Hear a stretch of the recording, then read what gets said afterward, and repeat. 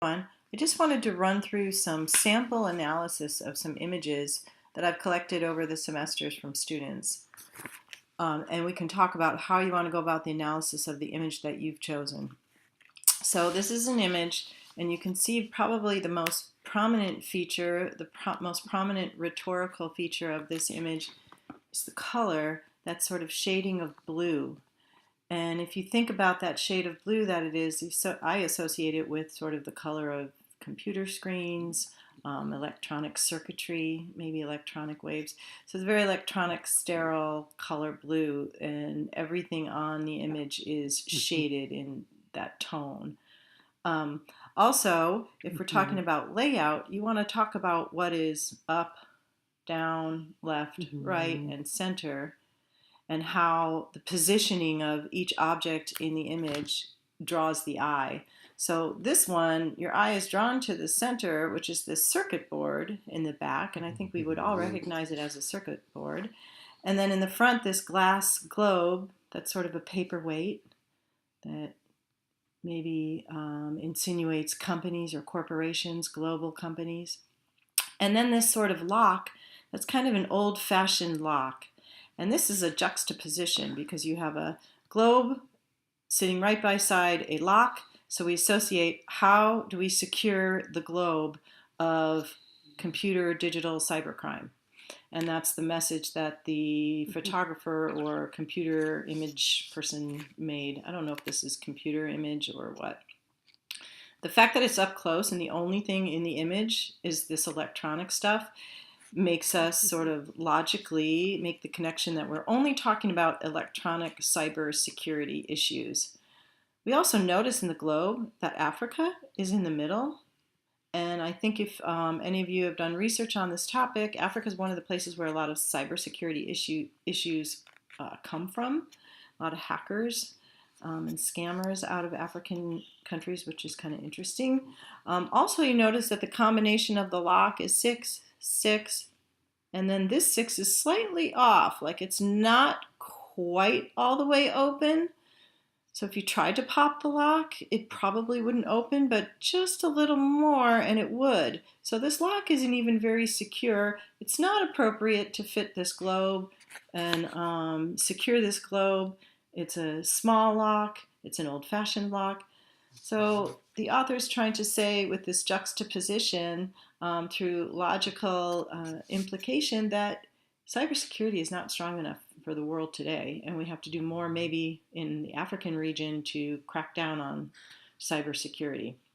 So we used, for this one, we used color blue, which gave the association of the electronic world. We talked about layout, where your eye is drawn to the middle, and juxtaposition. The style seems to be a photograph. It seems very realistic with this glass paperweight. I don't know, maybe it's computer generated. It's hard to say. The perspective is looking straight on so that our two images that we have to make a logical connection with are right in front of the eye, and it pretty much forces us to try to ask, why are these two objects side by side? There's really no gestural movement at all. Nothing's moving in here. What's outside the frame looks like more circuitry. So I'm just running through the list of items on the instruction sheet for the image critique, and I'm going right down the list and sort of brainstorming, and that's what you want to do for your worksheet for this paper. Let's look at another image. This image is of a East Indian or Pakistan woman or Hindu woman, and she's got the bindi mark here, which is in red, and it really pops out because of the red in her shirt or her sari, and she has a blank face. So I think the color in this image is really important because everything is so contrasted by the thick, bold lines that separate the colors. But the red shirt really makes this bindi stand out. And what's remarkable about it is that it's dripping as if it were actually blood or a bullet hole instead of the more sacred thing that women put on their forehead, and I think it has something to do with their marriage status. I'm not sure. So this is sort of the image is connoting, and then the background gray, which makes even the white face pop even more. So women not having a voice, or women, this affects women everywhere. This sort of lack of color in her face makes her every woman, maybe from this region of the world, who suffers violence. And this image actually came out in the news when there was a lot of press about violence against women in India, these gang rapes that were happening, and they always get a lot of press. So you could do a lot of analysis with this, the way she's hunched. Also, the fact that she is faceless means that she has no voice, no individual voice. But good use of color on this one. And the style is a graphic illustrator, so it's a very abstract image, not meant to look realistic at all, whereas our computer generated image looks pretty realistic. Here's a haunting image. This one, perspective, is really important because as we look just right of center, our eye really falls on the eyes of this woman here who's caught in a mason jar. Mason jars are what we use to can or pickle things, and you can even see there's pickles in there. And the perspective is that this shelf just goes on and on and on and on, all the way off the frame. And you can see that there's shelves below and a shelf above. So the perspective is that there are just all these humans being treated as for consumption, as objects for consumption, or so in the forefront are women being trafficked for consumption. Babies are being trafficked. There's a man here, and it goes on and on and on and on. The other most striking rhetorical tool in this image to me is the color. This sort of yellow color of throw up or bile, or you usually associate yellow as a happy color, but here is yellow as sick. It's like a sickening yellow color. And if you look really closely too, the woman also has darkened spots on her as if she's been beaten.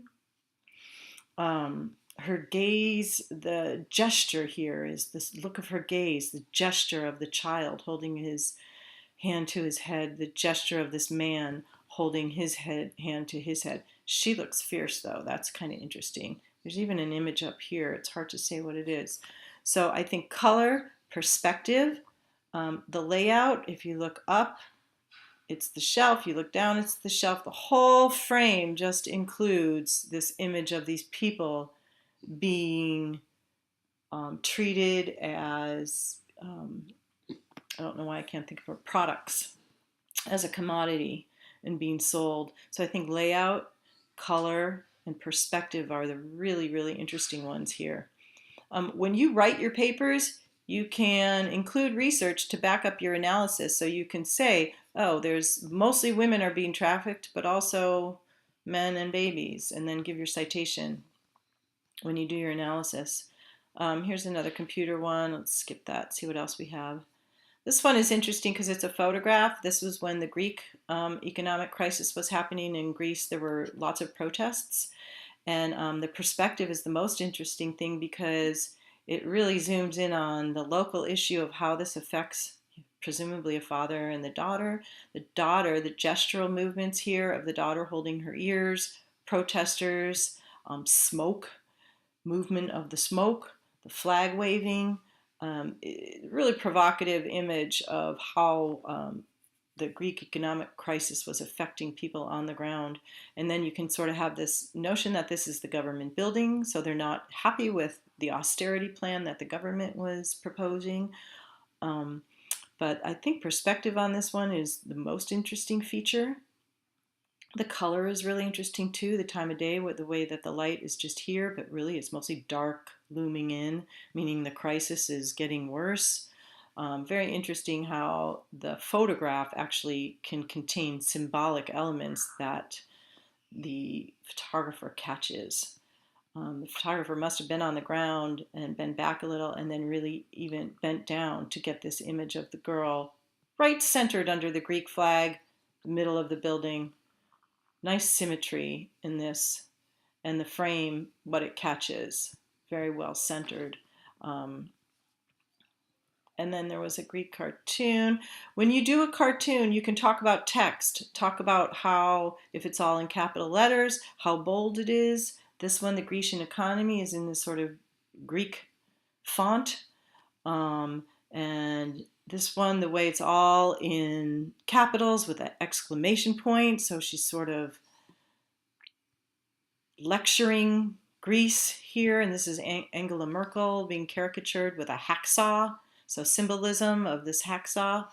A lot of symbolic significance. And of course, in the dark in the background, the use of black and white to indicate this dark cloud looming over Greece.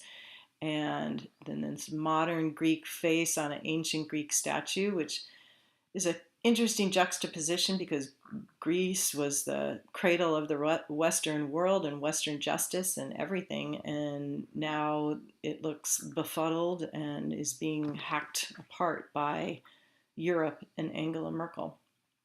So sarcasm, caricature, where they exaggerate a person.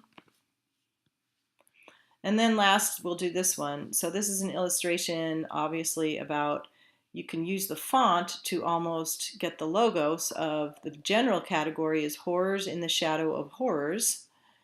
And then the subcategories of African genocide and mass rape as a tool of war. And this illustrator very cleverly took the map of Africa and made it into a skull, and then cast a shadow of the map of Africa and made it into this, hard to even say whether it's a male or a female, but probably female, and then the gesture of her really bemoaned face. And then the shadow, the gray, which is death. So color is really interesting, but almost a sarcastic